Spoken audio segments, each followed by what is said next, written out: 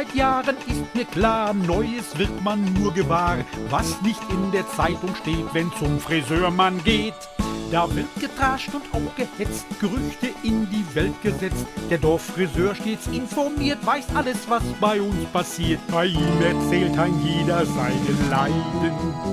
Es plaudert sich so schön beim Haare schneiden. Beim alten Dorffriseur waren alle Stühle leer.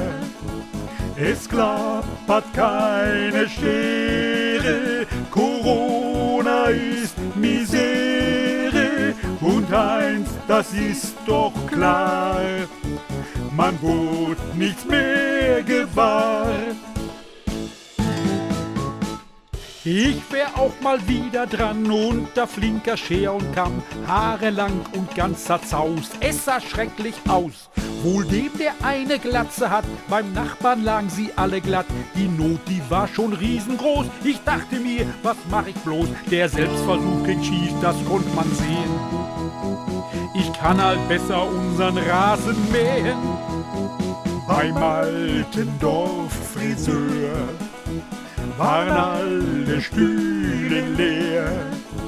Es klappert keine Schere, Corona ist Misere. Und eins, das ist doch klar, man wurde nichts mehr gewahr. Freitags, mittags gegen 2, da kam Moni sonst vorbei. Blondes Haar wurde festgestylt, hoppla, und es eilt. Das blonde Haar, es sei vererbt, jetzt sah man, nein, es war gefärbt. Der Haaransatz war grau und braun, man muss nur mal genau hinschauen. Des Meisters goldene Hand wird Moni nutzen. Selbst in der Wohnung putzte sie mit Mützen.